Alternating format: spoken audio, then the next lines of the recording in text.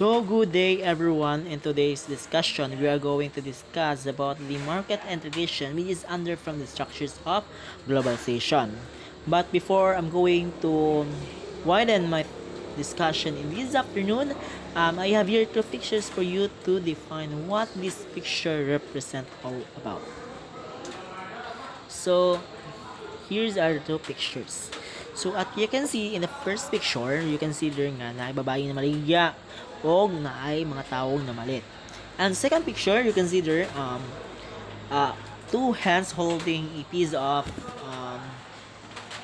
puzzle is trying and it trying to connect each other.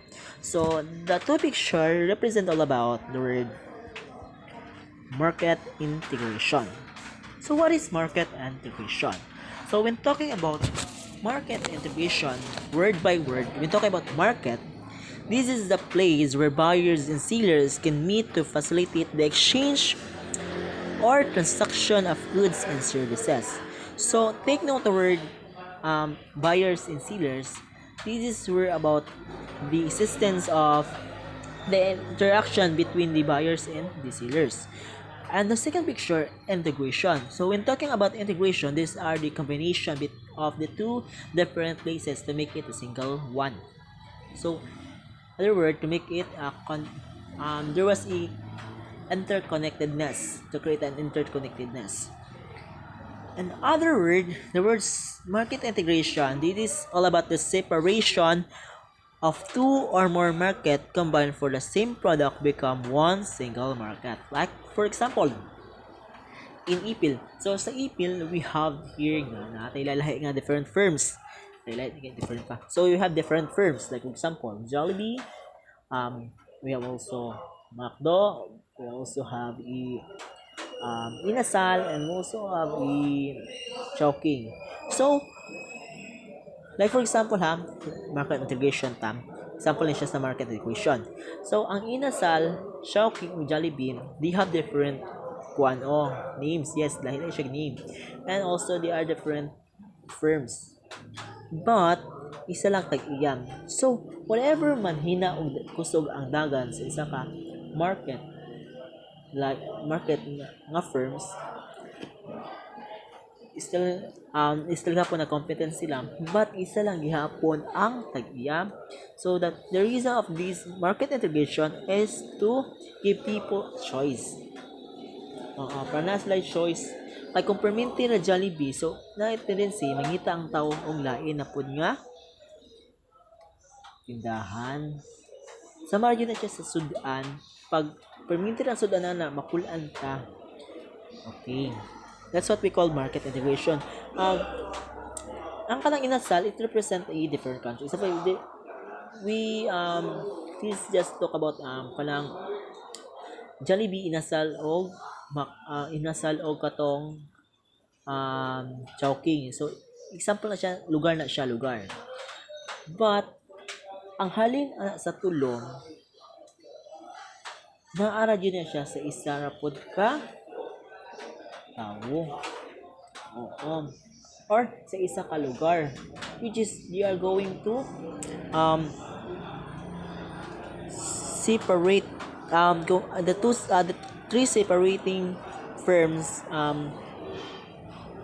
combine to make a product become two separated firm combine to make it a single market. Isa lang jud ang isa kategoría. So mas lahi-lahi pa ng dagan sa negosyo nila, mas kusog ang Jollibee ng but isa lang tagiyan ga dumala. It's all about example of market integration. So the history of global market integration goes way back during the Roman days, as evidenced by their expansive yet unified empire made possible by the extensive network of transportation, common language, common legal system, and common currency. So one of the history about the market integration is all about the Roman happens on the Roman days, because we talk about Roman, dako ni siya nga lugar guys, at we can see katong murag sandal siya nga lugar. That's it what we call Roman, which is Roman is the capital city of the Italy, and only the Roman are the places cities that are lined up by different cells or markets. Like for example, so this is the place of Roman. So nakita ninyo daghan kay na maligya. So if the Roman guys kanang ang dagan sa produksyon nila kusog na kaayo. So na tendency ang produksyon nila pwede pa na nila i-import sa laing lugar og reason nganong naay kusog sila og production og ang trade. And one of the brief history pod is in more recent history, cooperation among countries was crucial to help rebuilding economies as a result of world wars, economic depression, and other crises. We are just talking about history. So usually, guys, market integration is also exists in 19th century. So giniscuss lang ni siya it because atong 19th century nahitabo kasi ang mga different depression or mga crisis. So in 19th century, this is what we call the existence of different resolution that happens nga na ay integration. So one of that is what we call agricultural resolution. So pag once may agricultural resolution, these are people learn to domesticate plants and animals.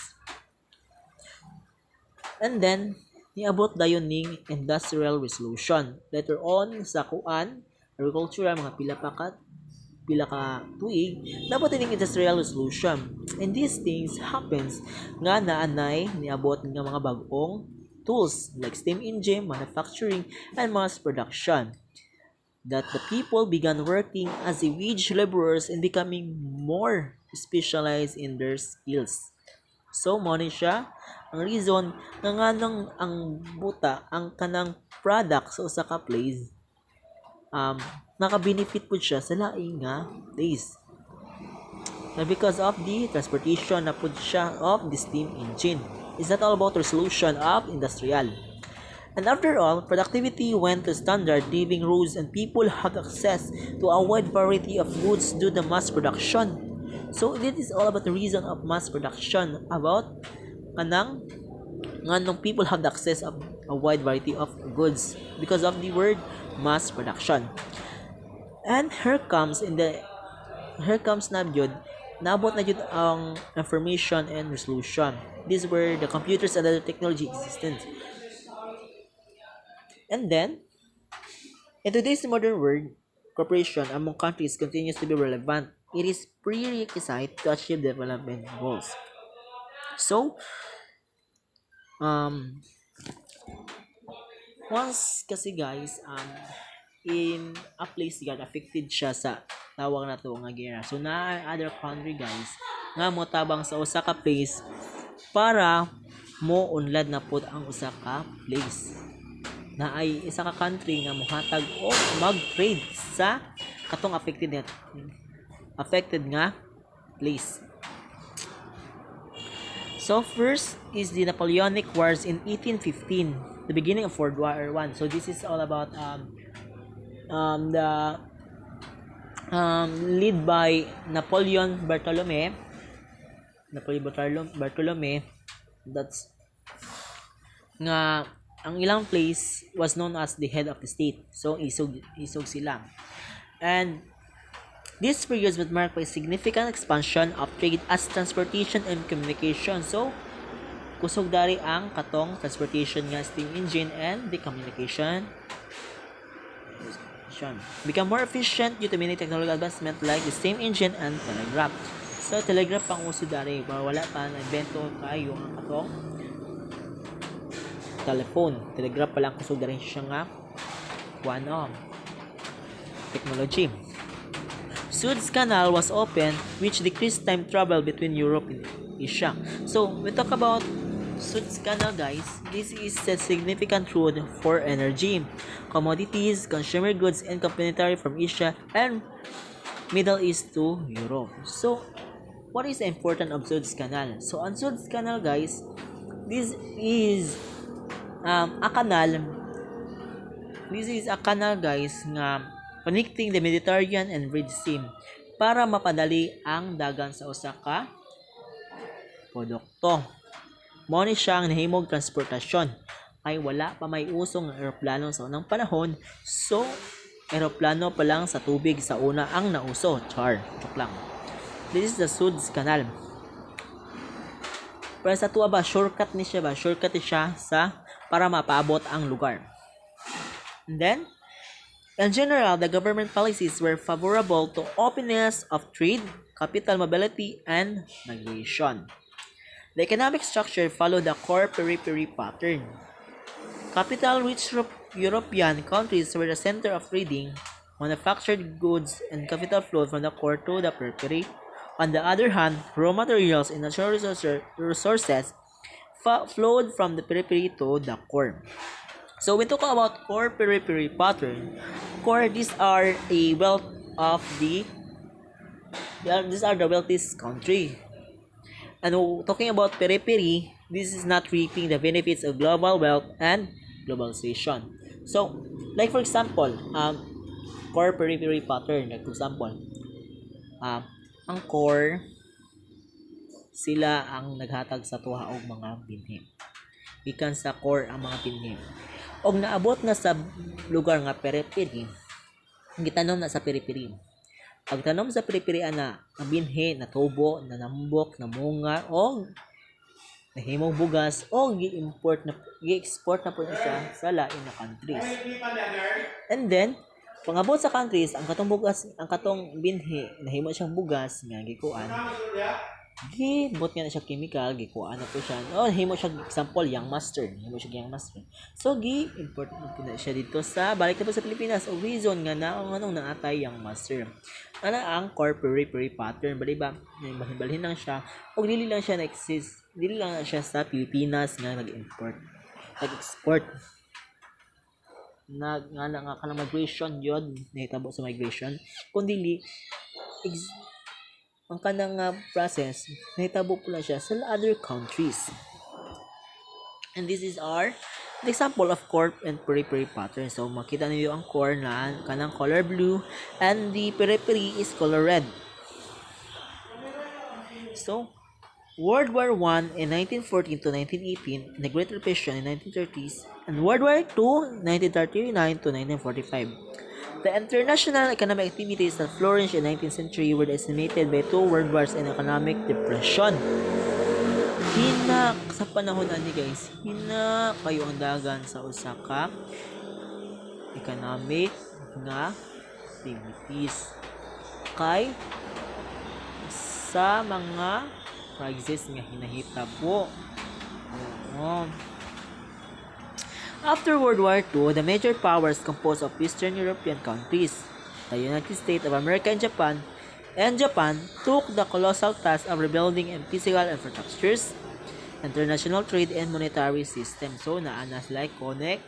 Ang dating magkaaway sa World War II, naana sila connection to each other. So, naana sila holding hands.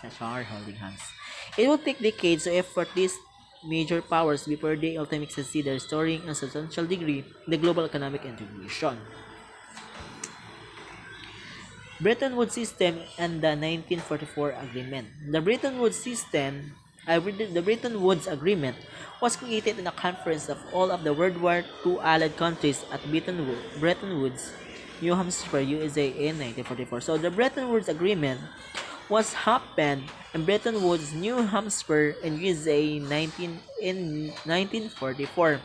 So once we talk about Bretton Woods, these are a set of unified rules and policies that provide the framework necessary to create fixed international currency exchange rates.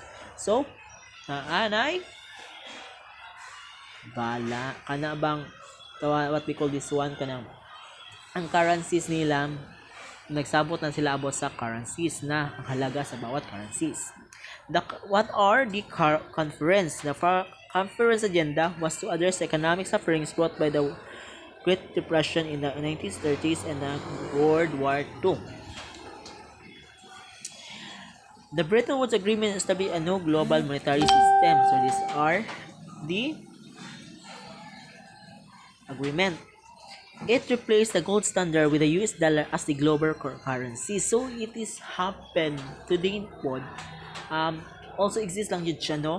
a gold standard, so which is ang US dollar as a global currency. It created the World Bank and the International Monetary Fund to monitor the new system. Countries are agreed that their central banks will maintain fixed exchange rates between their currencies and their US dollars. Currencies Countries agreed to avoid trade wars. So, i-avoid na nila ang katong pangalakal, katong mga wars ready sa mga pangalakal, no? They will not lower their currencies strictly to increase trade. So, mao ta pud siguro guys nga gamay kayo ang value sa ato ang currencies tapos ang trade nato taas kayo og presyo. So, ang pangutana kinsa man gyud mo palit ana? Like for example na ata diri sa Pilipinas. Mas pilion pa nato no kanang okay nga balik 5 kaysa mo palit sa nina balik 300. Di ba? Okay, what we call about kuan kasi pag once nga lower kayo atong currencies nya taas kayo ang increased trade siya. Isod kayo abso nato no kay kasi may mo palit ang product ko may mo palit ana kung mahal kay na siya. That's why they will not lower their currency strictly to increase trade in order to avoid trade wars. Ano siya? The International Monetary Fund, or known as IMF, and the World Bank were established as part of the Bretton Woods Agreement. So, partners nila ang IMF and World Bank. So, what are the one of sa IMF? Sa ang importance sa IMF? It provides financial assistance to countries or economic crisis on threatened currencies. So, katong affected nga area siya. Example, na igong bagyo, na ay nagirang hitabo, kay terrorist attack. So, mao na siya ang importansya sa IMF. It also helped to stability in global monetary system. While the World Bank, it provides financing to developing countries to help reduce poverty and support economic growth. So, ang kalahian sa duha, ang World Bank is about siya sa poverty and economic growth support. Well, ang kanisang IMF is about the crisis happen kanang mga kuano ang lugar na giagkuan kanang gera nga na bagyo nga na siya. Unlike sa World Bank. And World Bank also support key development areas such as education, health, agriculture, and infrastructures. This is all about the World Bank. The General Agreement on Tariffs and Trade GATT, signed into law on January 1, 1948, with 23 countries after World War II to regulate world trade in the effort of aid economic recovery. So what are those 23 countries? Australia, like Belgium, China, Cuba, also United States, Japan, and so on and so forth. The treaty's main objective was to remove barriers blocking international trade by reducing tariffs, quotas, and subsidies. It was first intended to be an interim agreement, but it remained in place and active until the World Trade Organization replaced it in 1995.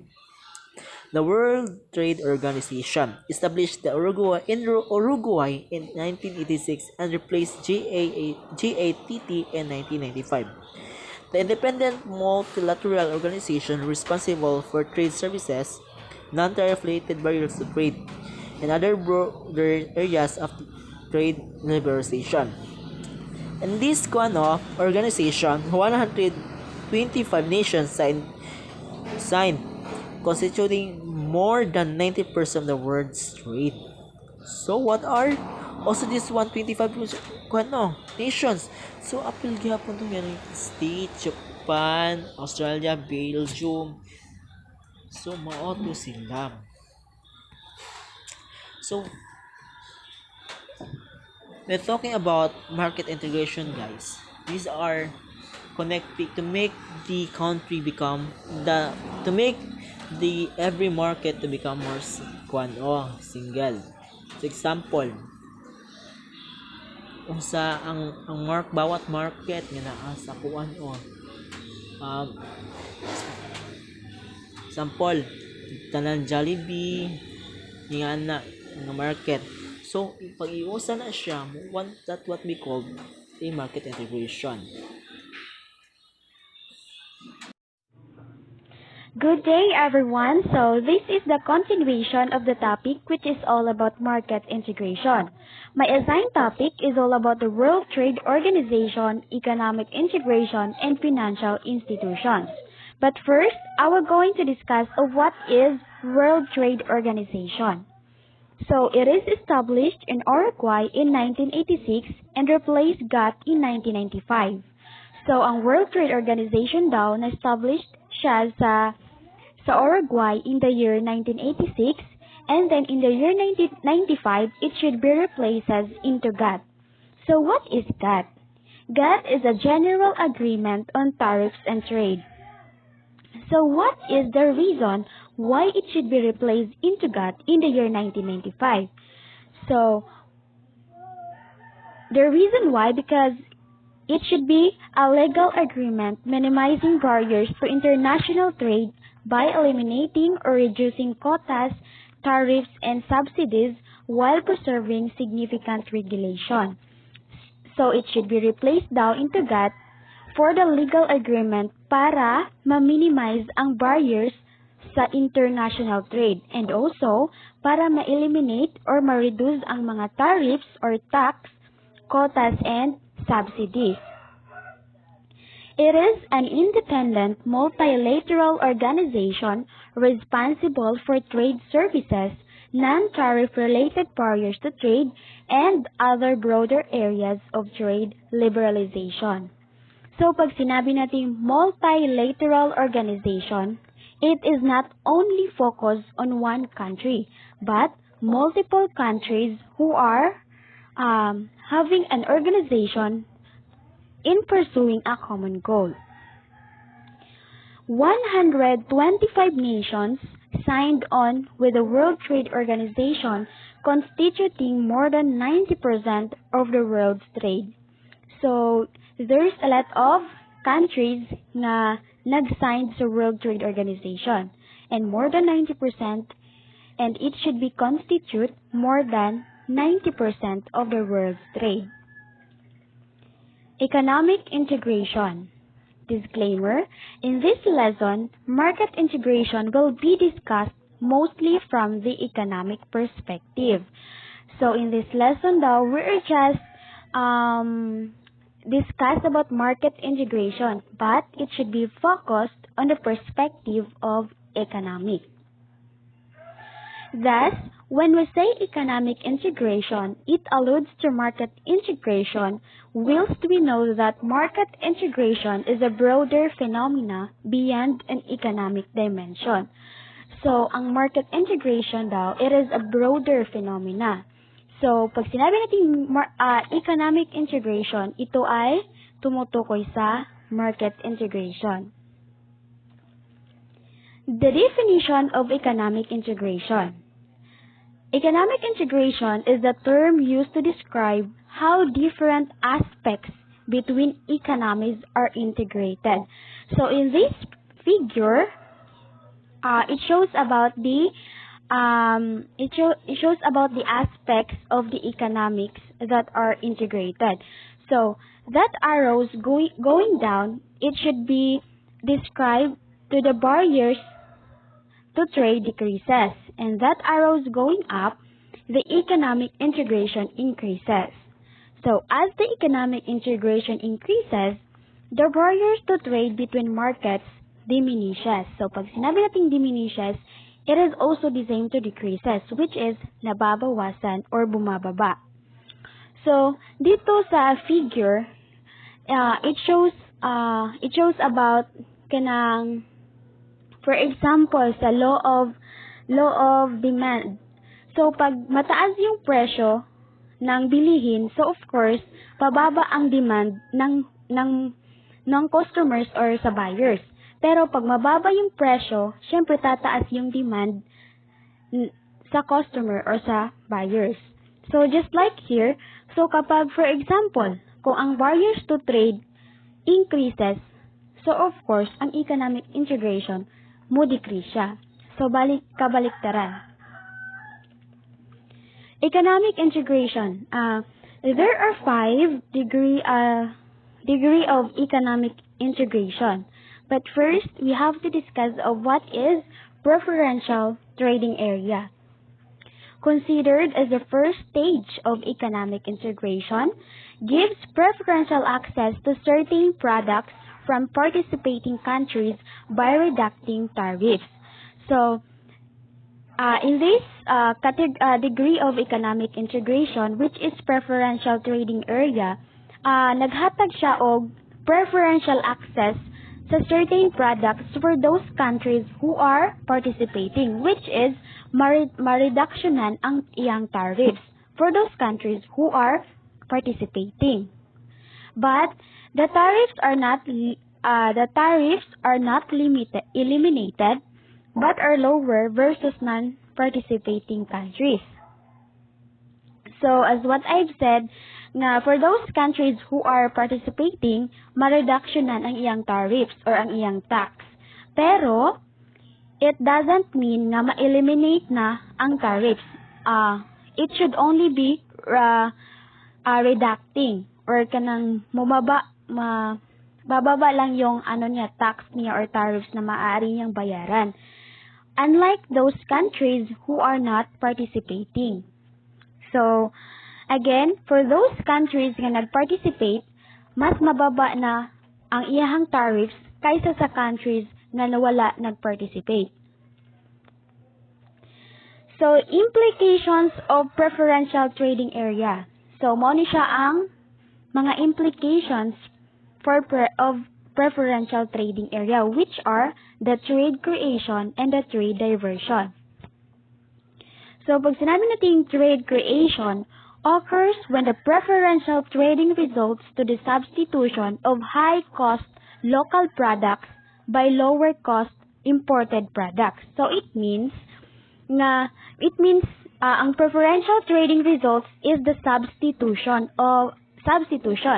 For example, kanang mga local products, it means nga kanang mga products na it made only in our country or in our or local products, or it should be made in our country. So, ang cost niya is high. Unlike those products nga imported. Imported means those products that came from abroad or another countries which is imported in our country. So, lower lang ang iyang cost. So, again, trade creation, ang cost is high if the product is made inside our country or local products. But, ang cost niya is lower for those imported products, which is from abroad or from another countries that is imported in our home country. The trade diversion naman occurs when the preferential trading results to the substitution of low-cost imports from non-member states with higher-cost imports from member states. So, diri pod, same lang Japon siya, na siya substitution. Ang iyang preferential trading results is substitution, which is those products that is imported for those non-member states nga nag-import siya og product in one country, iyahang cost lang is low. So, dili man siya member sa country, so ibig sabihin, low lang iyahang cost sa iyang product nga iyahang pwede niya low lang ang cost sa iyahang products. Unlike those countries nga member sa states, so higher ang iyang cost. Of course, for example, kung dili ka kanang naay organization ang some of countries dayon dili ka involved, wala ka ga-participate, dili ka member sa states. So of course, pag mo import ka og products ato nga country, mubo lang ang imuhang cost nga madawat nimo. Unlike kung member ka ana nga state, then mo import ka og products, of course, higher ang imong cost kasi member man ka. Pero pag dili ka member, low lang ang imong cost. Next is the free trade area. So it should be considered as the second stage of economic integration. Elimination of tariffs, quotas, and preferences on most goods and services traded between countries in the trade bloc. So sa free trade area, which is the second degree of economic integration. So it means, pag sinabi natin free trade area, free, from the word free.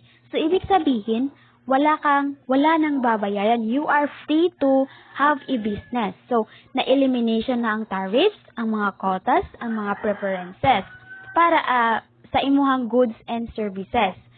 However, there is no unified policy outside the free trade area. Ano kaya ang rason kung anong wala unified policy para sa free trade area? So, siguro, there is no policies that is implemented for the free trade area kasi pag free trade area meron din siyang mga disadvantages pag free trade area. Kaya for those kanang person nga mag-implement og mga policy, balik kanang murag tagaan niya og kanang sa tawag na ang ang mga disadvantages. So pag kaya wala siya unified policy for the free trade area. Pero even though wala siya policy, but there are countries nga sila og agreement for the free trade area, which is the NAFTA. Example is the NAFTA. So pag ang meaning sa NAFTA, that is North American Free Trade Agreement. So, ang involved in the country for the free trade agreement is the United States of America, the Canada, and the Mexico. One of the world's largest free trade zones. It is established in 1994. So, modo ni ang isa sa largest free trade zones in the world. Then, it should be established in 1994. So, of course, as what I've said, na pag free trade area, there are some disadvantages. But also, meron naman ding mga advantages for the free trade area. So, first, we're going to discuss of what are the advantages for the free trade area. First is the lowered prices by removing tariffs. So, of course, pag walay tariffs, syempre, ang mga businessman or businesswoman, syempre, mababa dyan na ang price sa ilang mga products. Syempre, wala naman sila tariffs, wala naman sila tax na baryan. Kasi one of the reason kasi, nganong mahal ang mga presyo sa mga goods and services, so that is because dako kasi naa sila tariffs nga baryan. Of course, nanginahanglan na sila og dako ilang ma-earn nga profit para makabayad sila sa tariffs. So, ang advantage sa free trade area or ang advantage niya is lower ang mga prices sa goods and services kasi walay tariffs. And the next advantage is provided opportunities for businesses to expand their market. So, of course, pag walay tariff, syempre ang mga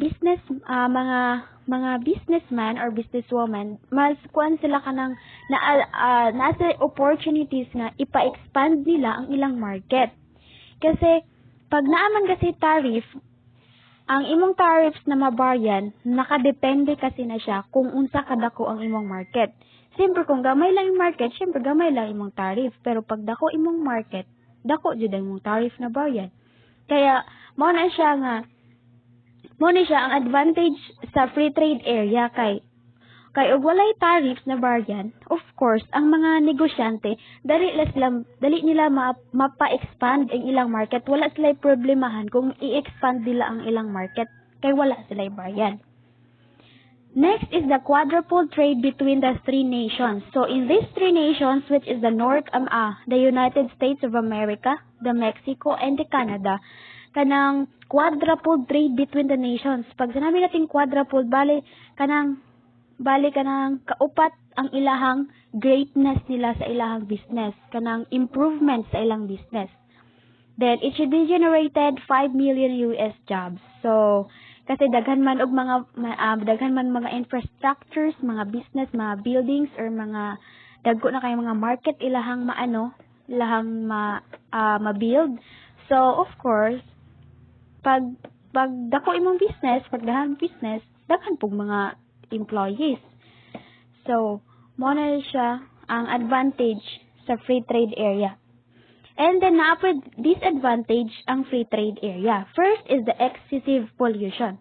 Pag sabi excessive pollution, of course, pag daghan og mga infrastructures or daghan og mga buildings, so kuan na kanang excessive pollution na siya. Just like sa kanang mga infrastruktura, kanang ilang smoke sa ilahang smoke nila sa ilahang kanang smoke sa ilahang infrastructure kaya mag-cause na siya og pollution.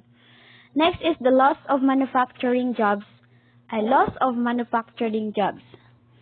So, pag usa ni siya sa disadvantage kasi pag kanang sobra na dito ka high technology, kanang maaari siyang maka-loss of manufacturing job kasi pag high technology na kayo kanang ang mga business, kanang mga negosyante or ang kanang mga company murag mga technology na lang ilang mga ginapagamit para ipadagan or para makahimo sila og product. So dili na kayo manginahanglan og mga manufacturer, mga trabahante kasi kuan man kanang mostly kanang mga technology na lang ang magpadagan para sa paghimo sa ilang business, sa ilang goods and services. Exploitations of workers in Mexico and then moved Mexican farmers out of business. So, moved of Mexican farmers out of business. Bali kay free trade area man ang Mexico and then ang Canada and then ang United States of America.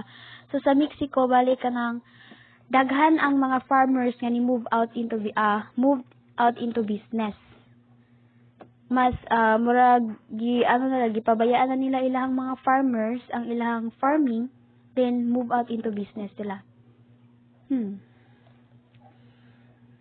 The United States-Mexico-Canada Agreement or the USMCA, the new NAFTA.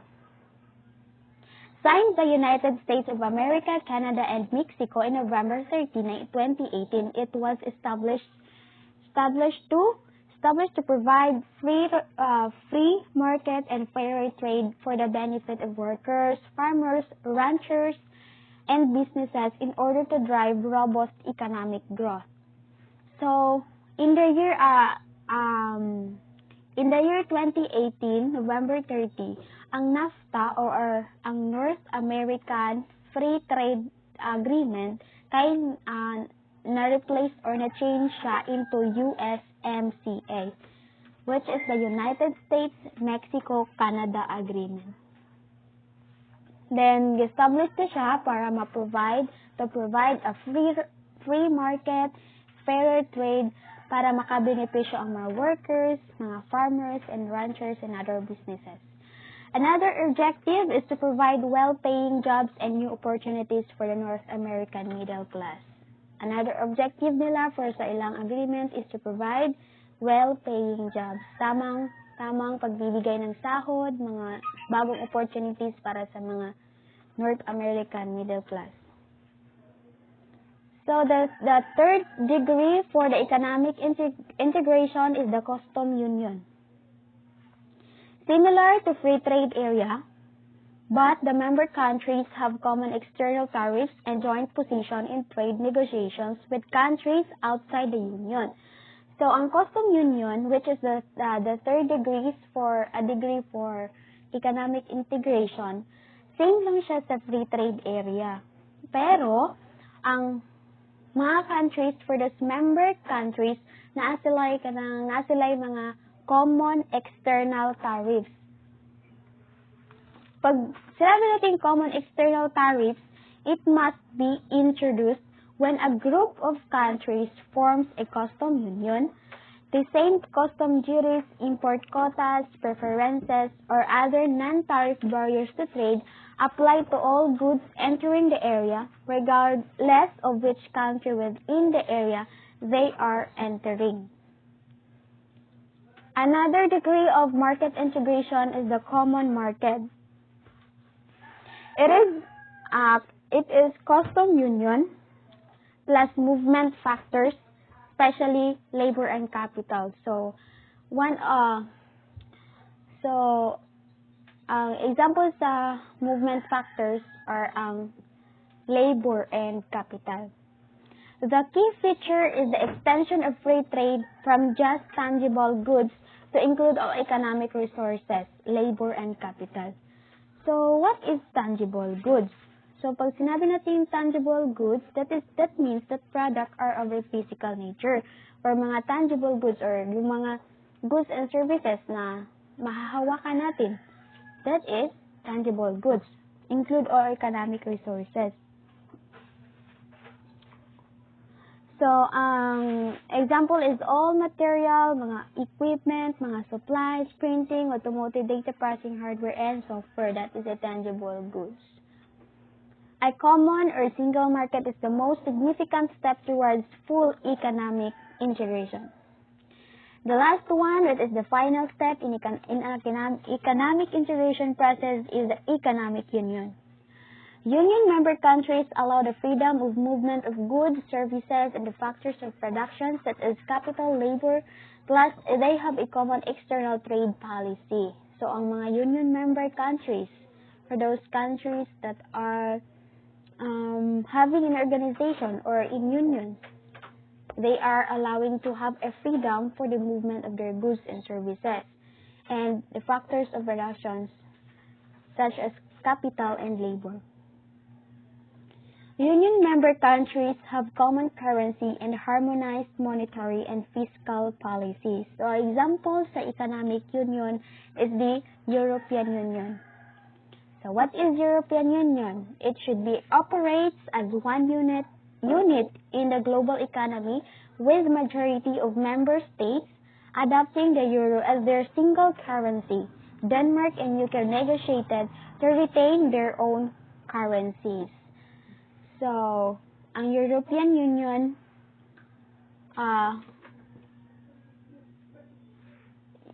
it operates as one unit in the global economy. Its purpose is to be more competitive in the global marketplace. The European Union's trade and structures has propelled it to become the world's second largest economy after China. So, ang pinaka biggest or largest economy in the world ay ang China di ay. That is why kanang modern ang mga products nga na-import diri sa Philippines, mga products nga ay mga goods and services na ginagamit ato diri sa Philippines is halos made in China. Kasi ang China, modern sila ang pinaka-largest economy. So, ibig sabihin, their country is kanang rich ka ilahang countries. Kasi sila ang pinaka-largest in economy. So, second lang di ay ning European Union. Ang European Union, daghan country ang nag-involve ana. Daghan countries ang kanang member ana for the European Union, which is kaya siya gingalan og European Union kasi it should be located in Europe. But daghan countries involved or members for the European Union. The European Union took effect in 1993 under the Maastricht Treaty. So, ano ba ibig sabihin ng Maastricht Treaty? Foundation Treaty of European Union. Ang Maastricht Treaty mo ni siya ang foundation sa European Union. So, what are international financial institutions? International financial institutions are established and owned by several governments in international institutions. So, it should be owned for several governments and international institutions. They are members of the World Bank Group. Example, the International Finance Corporation, the Regional Development Banks, example, the Asian Development Bank, and export credit and agencies of individual country governments, example is the U.S. export-import ban. They are subject to international law. Goals of international financial institutions: help reduce global poverty and improve living conditions and standards.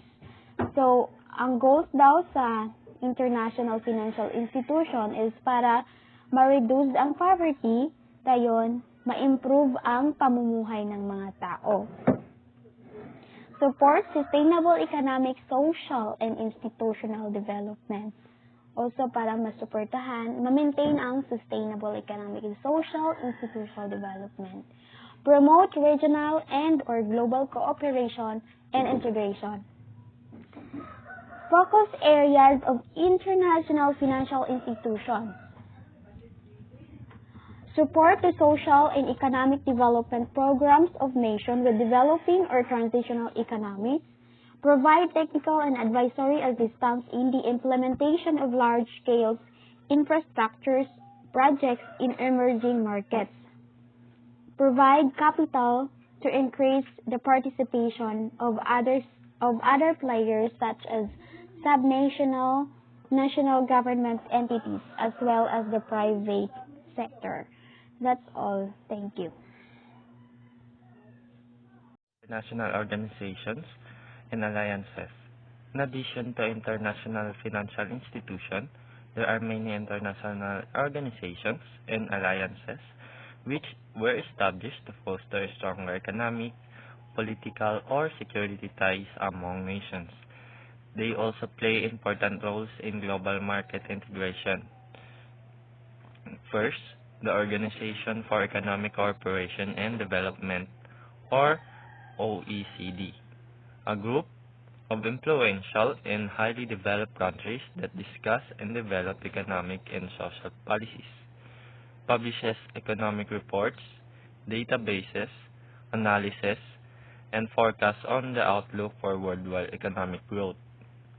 It was established in 1960 by European nations, including United States and Canada, that joined in 1961, now with members from South America and Asia Pacific.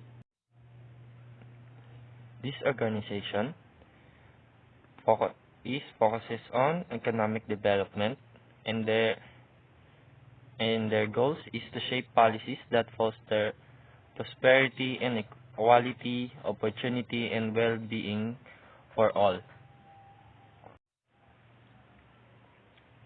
Second, the Organization of Petroleum Exporting Countries, or OPEC. It was established to increase the price of oil, which in the past had relatively low price and had not kept up with inflation. With considerable global market power, as it has major control of the world crude oil and natural gas reserves, estimated at around 80% and 50% respectively. It was founded in 1960 by 5 oil-producing: Iran, Iraq, Kuwait, Saudi Arabia, and Venezuela.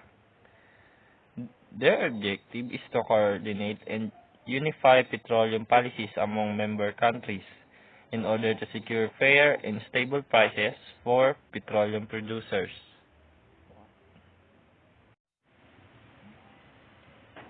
The Association of Southeast Asian Nations was established on August 8, 1967. Philippines was one of the founding members. Today, there are 10 member states. One of ASEAN's aims and purpose is to accelerate the economic growth, social progress, and cultural development in the region. The establishment of the ASEAN Economic Community, or AEC, in 2015 was a major milestone in the regional economic integration agenda. Collectively, the ASEAN market is worth $2.6 trillion, making it the third largest economy in Asia and the seventh largest in the world. Their objective is to accelerate economic growth, social progress, and cultural development in the region, and to promote regional peace and stability.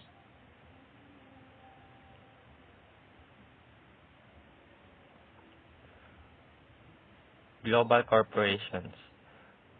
Global corporations are the key players in global economic integration. They influence consumer behavior like spending patterns, lifestyles, work, and culture, among others, with advancement of technology, more so lately with digital technology. The world has become smaller and easier for global corporations to conquer.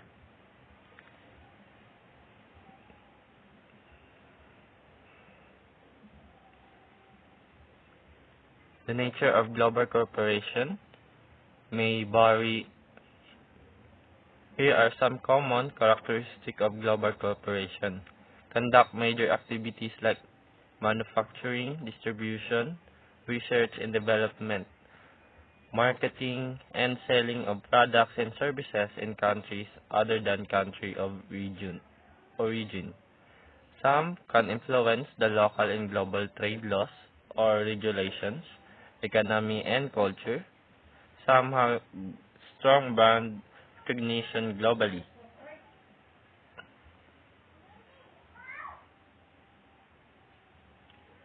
There may no single agreed definition of what global corporation is, but here are some classifications and their differences. First, the international companies make their products at their originating country. No foreign investments. International activities are limited to importing and exporting of our products. Example of it is our country that produce banana in Davao region with the highest share of 36.8% of banana production from July to September of the year 2021 without foreign investments, but can still do to import and export our products to our country and other countries.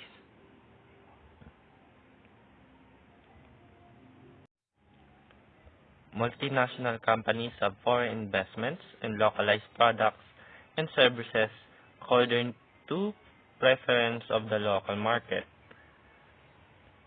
Example of it is the Coca-Cola and Pepsi companies, which they have companies in different countries, not only in the Philippines but to other countries also.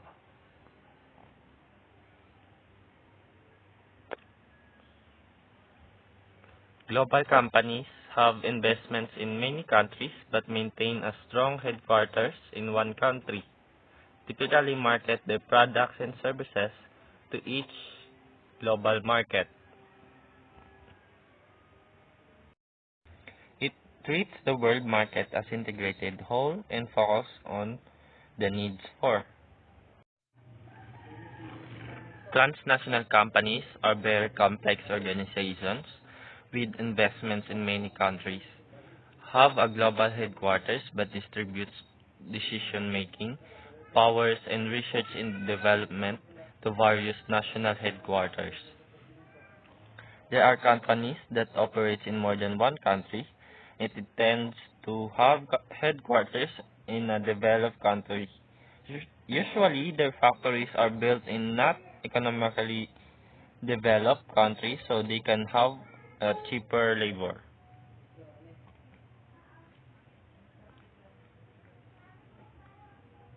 Conclusion and summary. Global economic integration dates back as early as the Roman times and continues to be relevant in today's contemporary world. Economic integration is manifested and is driven by key actors such as the financial institution, international organizations and alliances, governments, and global corporations. International financial institution, Bretton Woods system, General Agreement on Tariff and Trade, World Trade Organization, International Monetary Fund, World Bank, the Organization of Economic Cooperation and Development, the Organization of Petroleum Exporting Countries, North American Free Trade Agreement, and the United States-Mexico-Canada Agreement. There are degree of economic integration can be classified in 5 stages. First, preferential trade area, free trade area, custom union, common market, and economic union. That's all po. Thank you.